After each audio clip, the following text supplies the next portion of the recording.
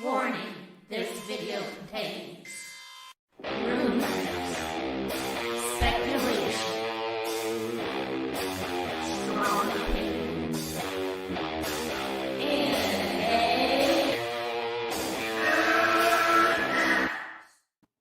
Welcome, geeks, gamers, nerds, and players. Are you ready for entertainment?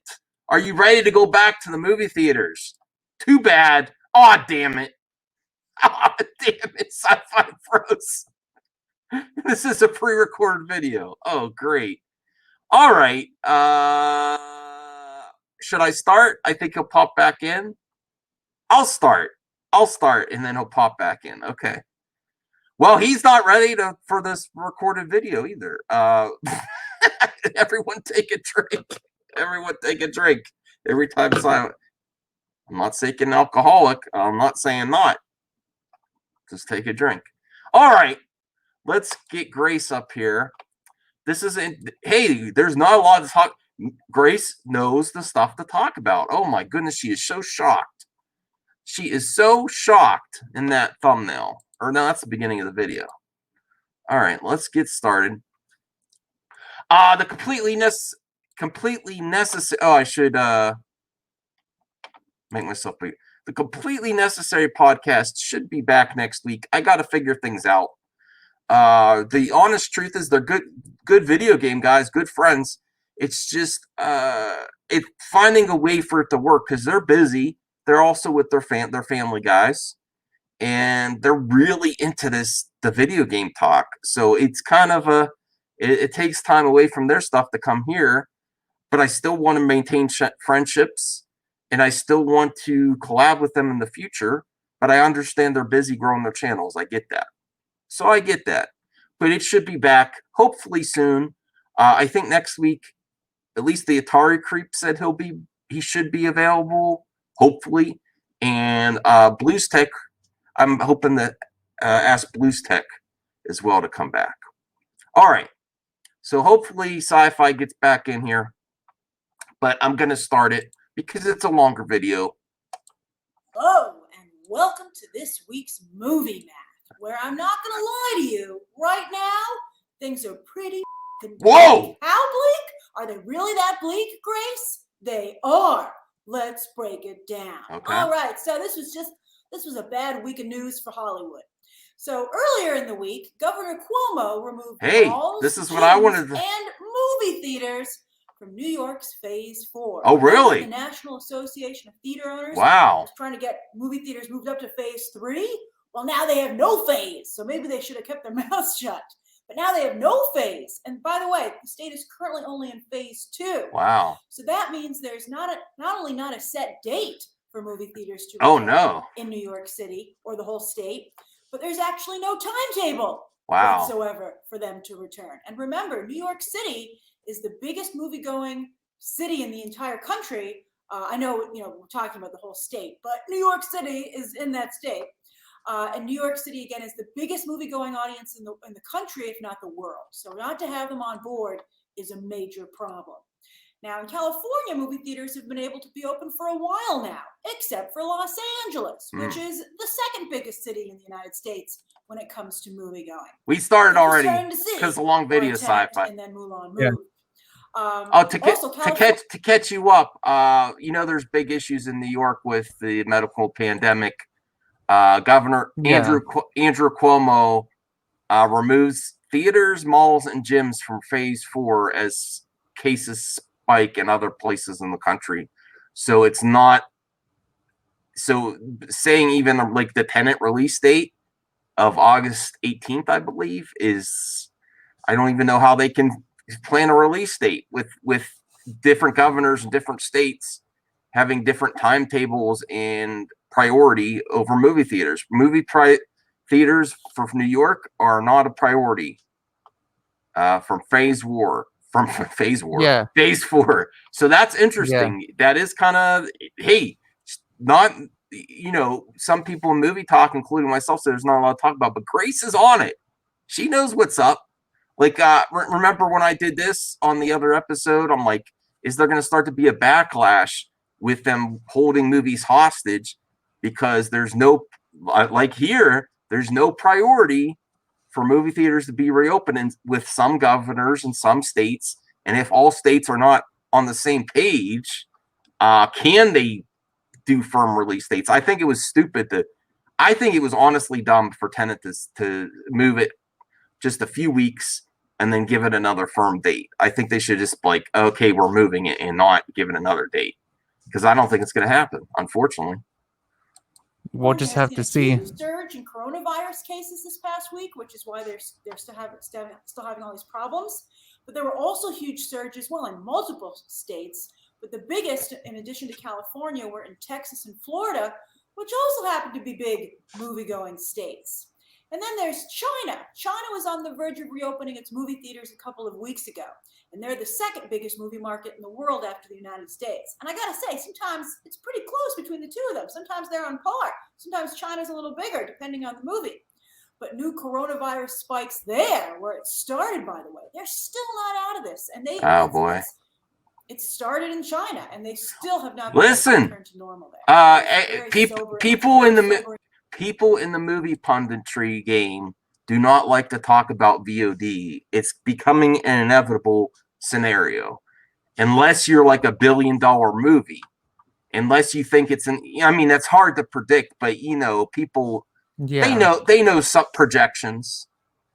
Even if you are $1 billion movie in this type of environment for the next few years, I don't think you can get to $1 billion. I don't. Even if you're the most sought after movie, because as much as in the movie game are like, I'll go to a movie, the general public, some people in the general public are just not going to do it. They're not hardcore. It's not worth it. So this is an important conversation that we'll probably continue on this channel, Sci-Fi. I think it's important. I wish everyone success and people to have their jobs, but the reality is, look what's going on. We're still getting delays, and it's going to be July. It's going to be July very soon, and we're still getting delays. Great thought. Only New Zealand, I believe, has stamped it out because they closed their borders. They're on an island, so they can really, truly do that. And they were able to, because they have a smaller population, were able to afford. You want to move to New Zealand? Sci-Fi? Damn it! That's where Lord of the Rings was filmed. Yeah, I want to go to New Zealand. I'll sit in my hotel for 2 weeks. I might want to move. They figured it out. They're safe. If this is the end, they're going to be all right. They're going to be the last place standing. New Zealand's so unfair, but good for you, New Zealand.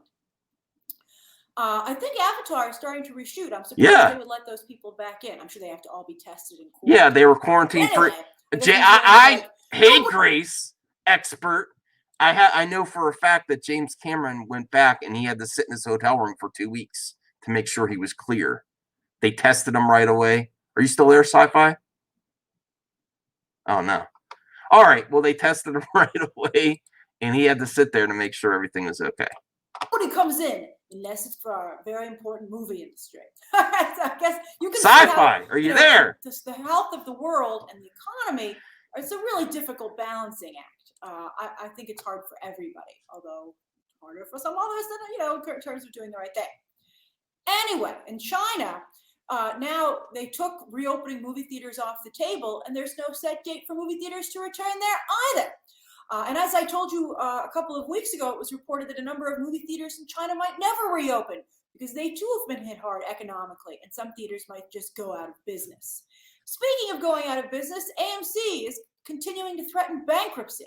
I don't think they'll disappear. They'll probably just be bought out by somebody else. But still, that'll be not fun to have to go through. I think it's inevitable, unfortunately. For the movie business.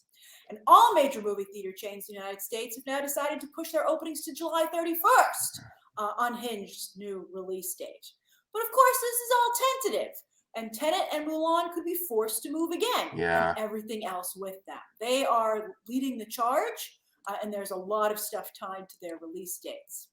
Now, as Universal dominates streaming, which we'll talk about later in this episode, and Disney is sending their $75 million deal, Hamilton, to streaming, not even to PVOD, to streaming, Although, to be fair, that price does include a potential remake Well, down because the line. But once everyone's seen Hamilton, because they have nothing else. I'd be curious. They have nothing else right now. They have to. They are losing subscribers. I know for a fact. I've talked to a lot of friends that are like, "Yeah, I canceled Disney Plus." They're losing subscribers. Really was an appetite to retell that story anytime, like in the next decade. I'd be curious. Do you want to see Hamilton again? I think this is the way to see it. So I maybe wouldn't have paid $75 million for it, but they did. We'll see how big a deal it is on Friday. We're going to do a watch-along. So many of you have requested it. Now, many people are wondering, watch-along, Grace. Particularly as Universal leads the charge there on PVOD, Premium Video on Demand. That's not streaming and including in a service. That's where you pay, a la carte. But anyway, many are wondering why the big studios don't send all their movies direct to streaming. And I agree that if this keeps up for the health of the entire entertainment industry and everyone who relies on it, they're going to have to, including myself. But some movies will need to be sacrificed, and I'm afraid. Here's the problem, though. Even if they do the inevitable, and more movies go to VOD or streaming services, the problem is they don't have a big backlog of movies being made. So when the theaters do open, there's going to be hardly anything. So that's the other problem. It's a conundrum. I don't know. They're going to have to. You have to evaluate title by title. That's what it is. Title by title. Great sacrifice is. But there will be more, I'm sure. Now, some of you are like, it would be great for me. It wouldn't be a sacrifice for me. But you need to think of the bigger picture, because I think the hard truth is, and I've seen this, firsthand, covering these movies that go direct to streaming. It's not the same. Movies just aren't as big a deal when they're released digitally. They're not big events. People watch them on their own timetable. Although they haven't released anything that's full of spoilers. Although even with shows like Doom Patrol or Harley Quinn season 2, people are like, "Oh, you put a spoiler up like 3, 4." Even She-Ra, people are like, "Oh, the show's been out for a month. Why is there a spoiler out here?" It's like, are you there, Sci-Fi? Very differently when it's left up to them to when. Yeah, I'm here. Okay. So they're not events. They don't generate the same level of interest or chatter. They just don't, and they don't make the same amount of money. They don't. All right. It doesn't help when people complain, by the way, about the rental or purchase prices. You see that on iTunes. People complain about everything. I mean, come on. I know everybody's having a tough time, but you got to meet Hollywood halfway if they're going to try to do this. Right. If they're going to try and send some things direct to streaming, to digital.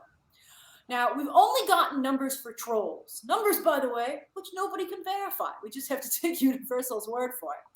Although that's the biggest problem with streaming, I think. Report numbers. Which is really? Well, hey, as long as do we need to know? The studios know if they're making money on it or not. The studios know. So I think all the studios know, not just Universal, about Trolls World Tour. Yeah. So that's not buying. That's renting. Yeah. I mean, that I guess my concern with studios being the only ones to withhold the numbers is that a studio can just lie about what their numbers are and push a product that isn't necessarily popular with the audience, but they want to push anyway. Yeah, I guess I see your concern there. Although again, not that many people have HBO Max. I like HBO Max, though, to be honest with you. I think it's a good service. But anyway. It will be. Even Universal, the only studio to fully embrace premium video on demand, hasn't released any really big movies to the service, right? They're all mid-range, and that's in some cases generous movies that wouldn't have done big business in theaters anyway. So studios are going to keep pushing the big blockbusters down the road until movie theaters can open. And then I suspect they'll have to do a second round of pushing those movies back as moviegoers say, well, you might be able to open movie theaters, but we're personally not ready to go back. Bottom line, the movie business, just like sports, concerts, and theme parks, are going to have to take the hit. They're just going to have to take the hit. There's nothing that can be done about it. Just until there's like a vaccine. I think that's when all this is going to come to an end, when there's actually a vaccine for this whole thing. But that might not be till 2021 or 2022. And again, studios will need to sacrifice that first wave of movies. Hopefully it's just one wave, to keep people interested in the movie business and bring in some revenue. So I wanted to do. I think this is a fun and interesting thing to do, and I invite you to do it down below yourself in the comments. I'm going to divide up the upcoming high-profile releases that I would keep in theaters. I would keep as a theatrical release, and those that I would sacrifice to video on demand. We'll see what she puts Introducing on the there. Gillette Skin Guard, the shave sensitive skin's been waiting for. Oh gosh. Verizon knows how to build No, Grace. 2 ads. Hey, I don't like it when people put 2 ads in a video, especially back to back. Oh shoot! No, we can't hear what she's saying.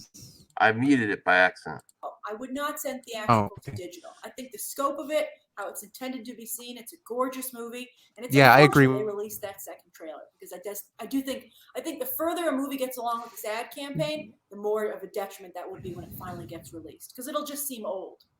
But I would not put Tenet on digital. Mulan. No. Sorry, PVD. I don't think Christopher Nolan would be okay with it. No, he's not. I think U.S. theaters will reopen before China, quite frankly, considering the way things are going. And I just think Mulan has been advertised for way too long. It seems like an old movie at this point. So I think Disney needs the influx of cash, and I think Mulan would provide that. Yeah. Bill and Ted. But the question is, would they actually lose money if they were to? She said Bill and Ted go straight to VOD. That's what she's saying. Oh, well, I kind of agree. I don't think it's going to make a lot of money. Yeah. I mean, I wasn't blown away by that trailer that they showed. I mean, I'm happy it exists. Yeah, I mean, for the fans who want it, but like for me, it kind of looked a little cringy a little bit. Yeah. Because you like have the old like Keanu Reeves and the other guy, they're trying to play their young selves. Have that young persona, but it just doesn't work. Kind of like Dumb and Dumber. Yeah. Well, let's see what else she says. Most excellent on PVOD it would be. Most excellent. That's a Yoda, Bill and Ted crossover. New Mutants. I know there are contractual obligations, but I would find a way to put it on premium video on demand. It's about time. Come on. Yeah, just put it on there. I'm not talking about streaming, by the way. I'm not talking about Disney Plus or people's streaming services. I'm talking about a la carte purchase or rental. A Quiet Place 2. I think that's a theatrical experience. I mean, of course you can stay quiet by yourself at home, right? And we all know a certain guy got to see it before we all did. Ad campaign. I think it'll take a hit, unfortunately. The Conjuring 3 never even started its ad campaign. I'd hold that for theatrical release down the line. Oh, okay. I'm not into The Conjuring that much. That's gonna tank. I mean, let's be honest. Oh, she said that's what? She's throwing heat. She's throwing heat. She said that's gonna tank. I thought it looked good, and I didn't like Kingsman 2. I did not like Kingsman 2. The Kingsman. You like Kingsman 1, right? Mostly. I didn't like Samuel L. Jackson's character. I just didn't get it. I mean, I got the villain. Yeah, I got where they were going with it, and then I'm okay with violence too. But I think the church scene was so extremely violent. Which, hey, people think that falls into the story. I'm not condemning anyone that likes that. I'm just like, for me, I was like, whoa. So I don't know. I mean, I don't know. I've seen more violent scenes than that scene, but I kind of get what you're saying. Yeah. No big star in it. I mean, a lot of us really love Ray Fiennes, but he's not a star. There's no Colin Farrell. There's no Taron Egerton. It's historical, which I think a lot of people won't be into, unfortunately. Oh. Come on, history's cool. She's throwing heat. The teacher hasn't tried to sell that idea, right? But I like history quite a bit. I think it would do very well on PVOD. And then Candyman, I would put that on PVOD, although I've told you the rumor is that Universal will release it theatrically and digitally simultaneously. But I would have pushed Candyman up because of the conversation we're having right now about Black Lives Matter. I think that trailer that they did, that really artistic trailer they released, was beautiful. And I think Candyman would have been very appropriate right now. It probably would have done quite well. And that's Universal, no less. They're all over streaming. They should have been on top of that. But again, as I told you, you can see they're not quite ready to sacrifice their bigger movies just yet. Yeah. Now, as for what you can stream right now, let's take a look at what everyone's been watching this I think week. here's my Universal. prediction. I tweeted about this earlier in the week. Sci-fi. If there's still increased diagnoses, I don't know, by the end of July, you're going to see a lot of these going into. These movie studios need 1 quarter. If it's, a 1 quarter of profits to get 2021 going and to get productions going, they need something coming in. If there isn't like a firm, like, cases across the country going down by the end of July, they're going to have no choice. More are going to go to VOD. Still, as of today, have 6 digital releases in the top 10. 7 if you count 1917, which had a full theatrical run. That's incredible, and shows a very smart pivot on Universal's part. Both what they did, Universal, look at that. They did it with.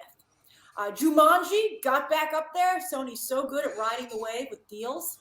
Sea Fever was a 99-cent rental, and so that's doing quite well. Not every 99-cent rental does well. Sea Fever has captured people's imagination. The Gentleman, I couldn't quite see if there was a sale on that or not, but it's such a great movie. I'm just so happy people continue to discover it.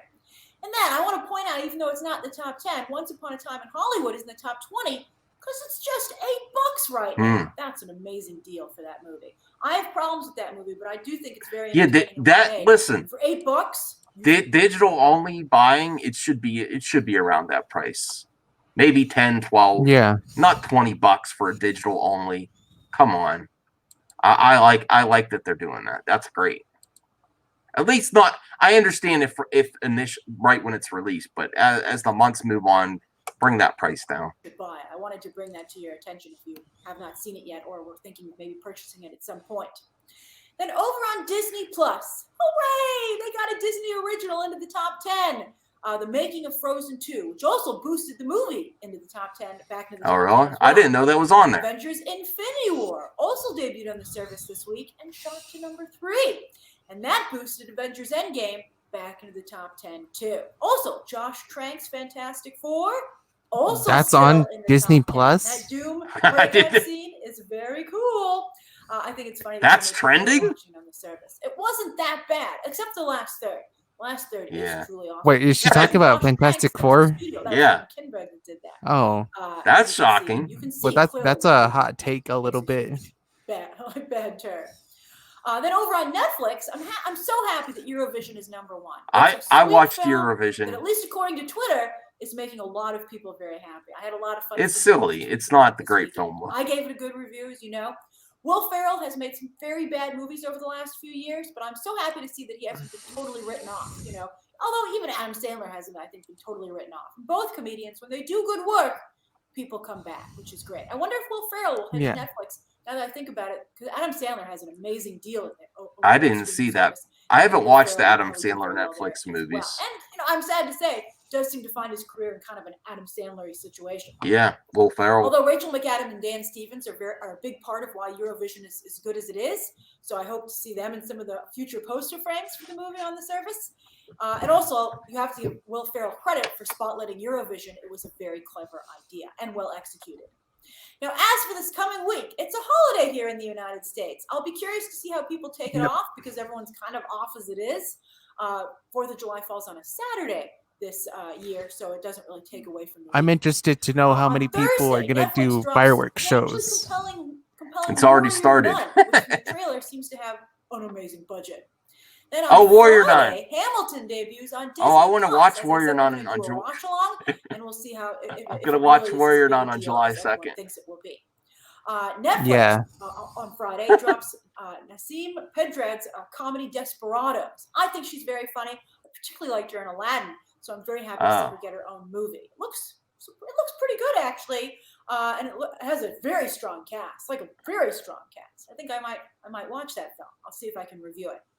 Also, season 1 of the Babysitters Club reboot debuts on Friday with no Babysitters Club. It seems to have a likable sci-fi. You're ready for that, right? How would you not? Is it supposed to be like a sequel to the Breakfast Club or something? No, Babysitters because it looks like a similar poster. No, that was old series steered towards towards girls back in the day. Have you seen any of the advertising? Oh, okay. I'm just shocked that that's such a big brand that they would bury it like that. Although that's Netflix for you. Also, a very different teen girl has her second season debut on Friday on Oh, Amazon Prime. I didn't watch the Yeah. first season. All right, so that's this week's Movie Math. What have you been watching? What do you plan to watch? And what do you think of the movie theater situation? What films would you save for theatrical, and which would you sacrifice to PVOD for the good of Hollywood? All right, share your thoughts down below. Subscribe today. And of course, I as already always, am. you can check out some more videos right now. All right, Grace. Okay. Trash that. That was a good episode of Movie Math. Oh, come on, Callie. I was almost done. Callie approves. Diagnose her video. She did a good job. She talks about the hard topics. I think she gives fair and balanced. People don't like Grace though, but she's also. I mean, her subscribers do. She's like at 800K subs. I mean, I'm kind of mixed on Grace. Oh yeah. All right. Well, I think that's an important conversation. The VOD to release. Unfortunately, there's some hard decisions that are going to have to be made at these studios. And sci-fi. Oh, you did not freeze. Okay. There's going to be hard decisions. Am I still on? Yeah, maybe go to your icon. Go to your icon. See if that keeps it from freezing. All right. So because we're going to end anyway. All right. Because it's starting to. All right. So I think she's more right than wrong. I think they're going to have to, especially the ones that weren't projecting like $1 billion. I think New Mutants. Come on now already. Mulan. China does not look good right now with the theaters, so maybe do that. And honestly, I guess if Disney Plus could stretch it out, oh, you did freeze. All right, it's this. All right, go check out Sci-Fi, the Sci-Fi Dragon. Okay. All right, so I would say, yeah, Mulan, but if they could stretch it out and keep people interested until Mandalorian season 2 hits on Disney Plus, they need content. They need content is the reason you go with Mulan. Maybe even Black Widow. I don't know. Tenet, I don't think Christopher Nolan's going to budge. He is not going to budge. He's going to fight tooth and nail to get that in theaters. Maybe to the benefit of the film, maybe not. I don't know. That's a hard one. I think people want to see it theatrically, for sure. I think that's the way people, especially IMAX. It's an IMAX. He bases his films on an IMAX experience more than most filmmakers out there. All right. I'll see you later. Bye, everyone.